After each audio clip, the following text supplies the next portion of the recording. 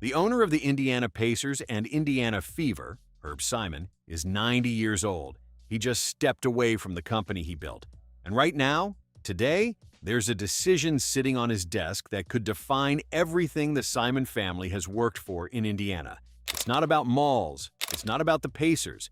It's about Caitlin Clark and his own son, Steve. Because what Caitlin Clark needs to stay in Indiana, and what Steve Simon needs to take over this franchise. Those two things might be completely incompatible. Here's what nobody's talking about. The WNBA just blew past its March 10, 2026 deadline.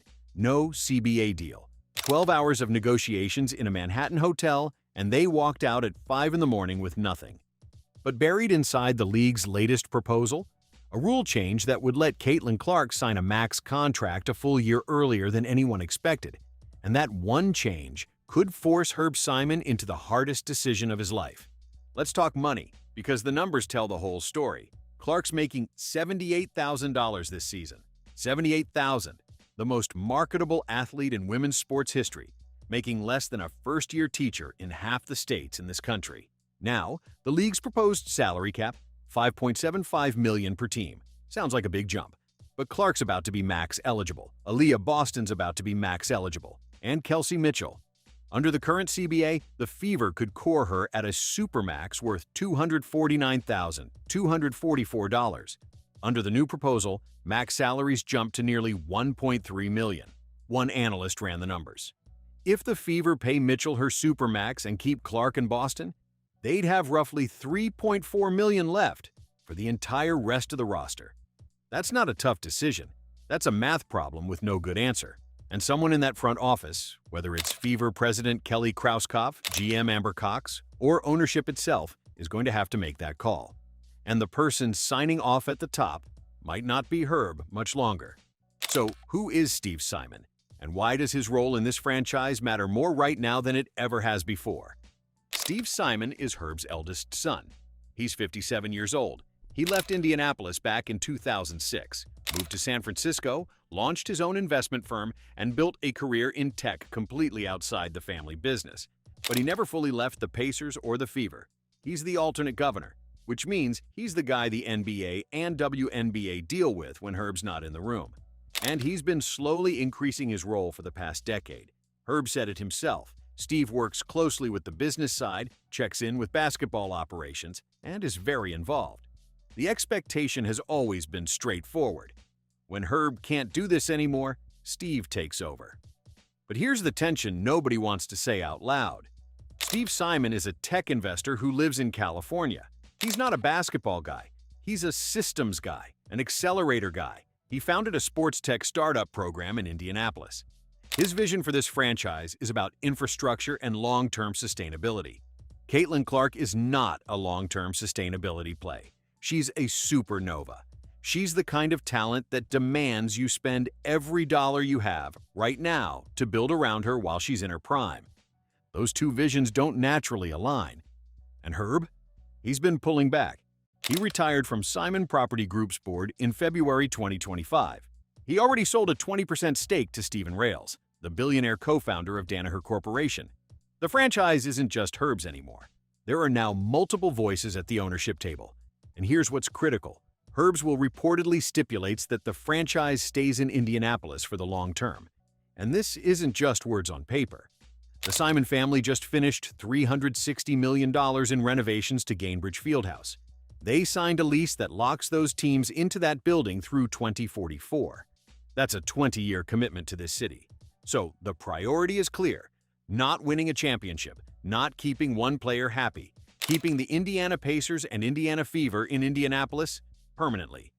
So when the CBA finally gets done, and it will get done, the question isn't just, can the Fever afford Caitlin Clark? It's, whose version of the Fever does Caitlin Clark fit into? If you remember when Herb saved this franchise in '83, paying $11 million so the Pacers wouldn't leave Indiana, then you know what a bold ownership bet looks like. And if you remember the '98 NBA lockout, you know what happens when ownership succession and labor fights collide at the same time. Jerry Buss was transitioning the Lakers to his kids. Jerry Krause was tearing apart the Bulls dynasty because he cared more about proving he built it than keeping it together. Ownership ego and generational handoffs destroyed championship windows. The Fever aren't a dynasty yet, but they've got the ingredients. And the wrong ownership decision in the next 6 months could close that window before it ever opens. Let's go back to what just happened. March 10th, 2026, the deadline the WNBA set for a new CBA to keep the season on track. Both sides met at the Langham Hotel in Manhattan. They walked in around 5 p.m. Tuesday. They didn't leave until after 5 a.m. Wednesday. 12 hours. No deal. The union's executive director said talks were going in the right direction. The commissioner called it complex. That's front office speak for we're still miles apart. The league wants players to receive 70% of net revenue with a $5.75 million cap. The players want 26% of gross revenue with a $9.5 million cap. Those aren't different proposals. Those are different languages. And while they argue over the math, free agency is frozen. The expansion draft for the Toronto Tempo and Portland Fire can't happen. Over 100 players don't know where they're playing next season. Training camp is supposed to open April 19th. Opening night, May 8th. The clock isn't ticking anymore. It's screaming. Here's where the Steve Simon angle gets really uncomfortable. If you're Steve Simon and you're about to inherit this franchise, what do you want? You want a clean balance sheet. You want a manageable payroll. You want a sustainable model that doesn't depend on one player's mood or one player's health. Clark missed games with injuries in her second season. The Fever used 18 different players. They made the semifinals, but they limped there. A cautious heir might look at that and say, we need depth, we need flexibility, we can't mortgage everything on one contract. But if you're a fan, if you're watching from the stands, you don't want cautious. You want the owner to go all in on the generational talent standing right in front of them. Herb Simon spent $11 million to save the Pacers in 1983. That franchise is now worth over $3.6 billion. He didn't get there by being cautious. But is that Herb's instinct or Steve's? Caitlin Clark said it herself just a few days ago. She wants both sides to get in a room, look each other in the eye, shake hands, and respect both sides. That's how business works, she said. She's talking about the CBA. But she might as well be talking to the Simon family. Because Herb Simon built this franchise by making bold bets at exactly the right time. The question now isn't whether he'll make one more. It's whether the people who come after him will have the guts to do the same. The Fever's championship window doesn't wait for succession plans. And Caitlin Clark sure doesn't wait for anyone. If you think the Simon family's about to face the biggest ownership test in WNBA history, hit subscribe, because this story's just getting started.